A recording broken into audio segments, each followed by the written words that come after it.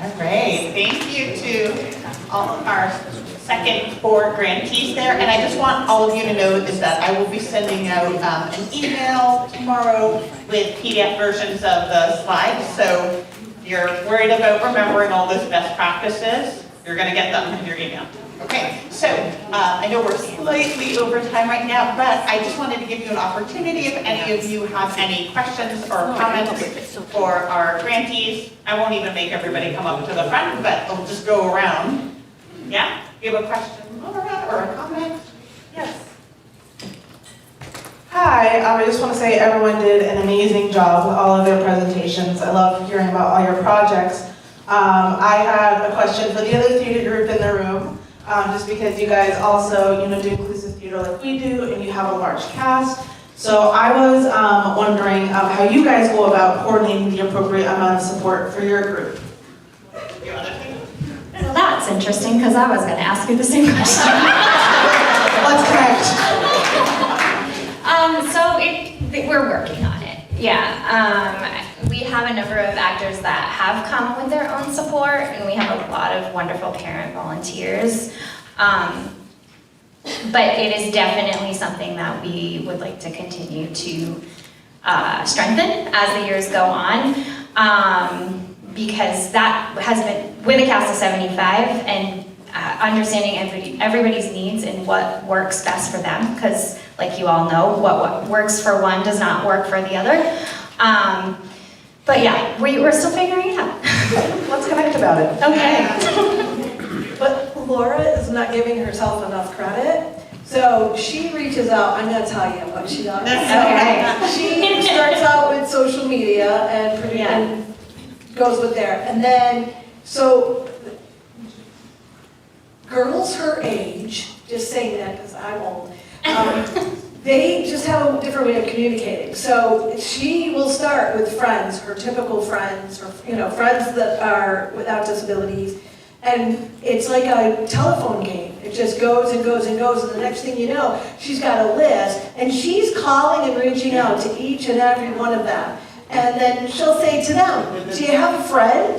Do you have somebody you know? And those people don't even realize that they're doing what they're doing. And she reaches out to all of them to vet them and make sure that they're, in it for the right reason and want to. So it does take. It starts with social media, and it starts with that texting and Instagramming and Facebooking and all of that. So just Those are great ideas. I'm gonna start there. Do you have a comment or question? Yeah.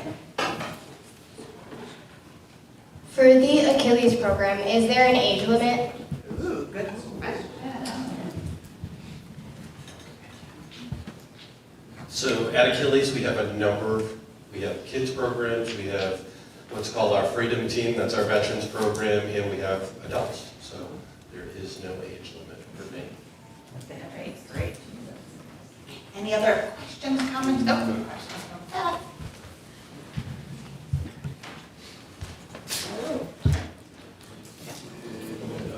Hi, I'm Beth. I work with a group that's very interested in promoting full community inclusion for older adults with disabilities, not acquired when they were older, but lifelong disabilities. And it's a really tough thing to figure out, and I'm interested in any of you groups who've had older adults participate, 50 plus, 60 plus, 70 plus. Any advice that you have, ideas, what's worked or what hasn't? Thank you. Any of you who want to take this? Yeah. So we actually partnered with a local adults day program, and we had a number of our actors. Dawn was one of them, go into the day program and work on different aspects of the production process. And they put together what they called the People's Choir. So they actually had a choir, and they were involved in a number of our productions. So we just reached out and we went to them. Yeah. Dan, did you want to say something? We're going to go to Dan first, and then we can have a... Yeah. So I just wanted to share, I'm also a parent. I work for the Outlook, Massachusetts, but I'm a parent of a 32-year-old guy with cerebral palsy and doesn't speak verbally. And he participated in, my gosh, what was it called? Widening the Circle. That's how he started. That was years ago. And it was such a blessing to him and to our family.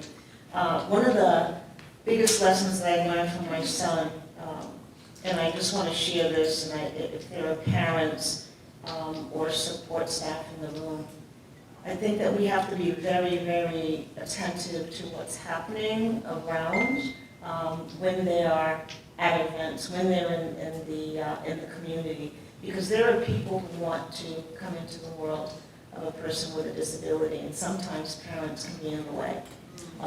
And he made it very clear to me without saying a word, Mom, get out of my space.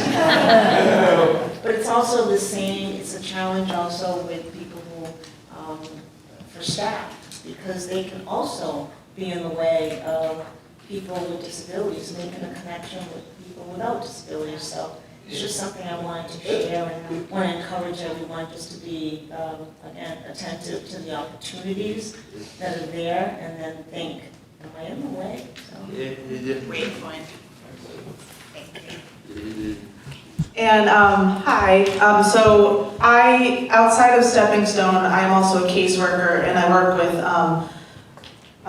adults in an individual supports program. And actually, I brought two of them to participate in Stepping Stone, and they are both over 50.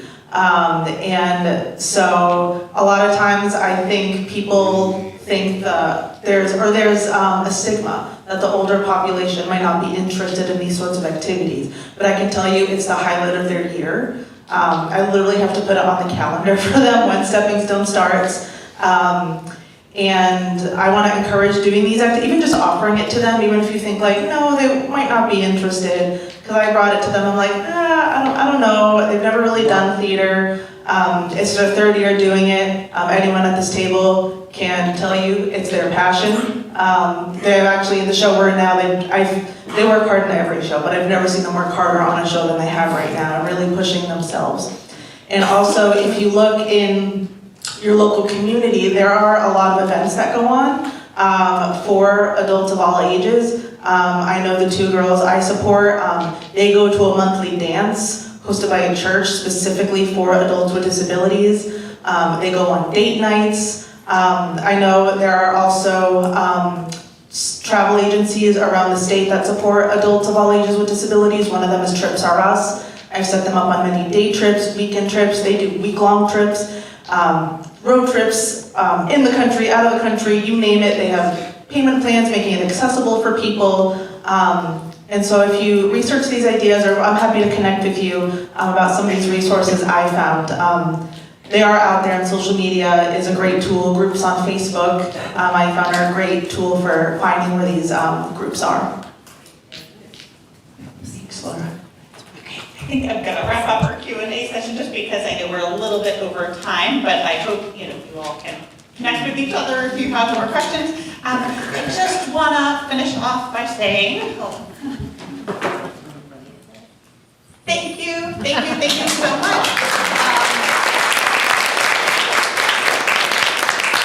A huge thank you to the Pathways to Friendship team, to Dottie, to Phoebe, Jonathan, and Warren, who supporting the Community Bridging Grants. It wouldn't have happened without your hard work on it. So thank you so much for everything that you do.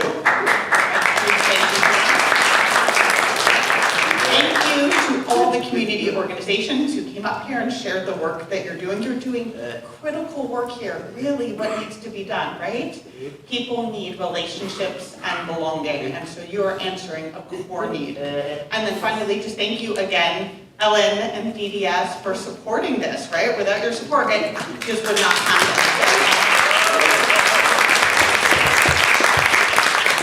And thank you all for coming out today. We appreciate it. Enjoy the rest of your day. Thank you so much.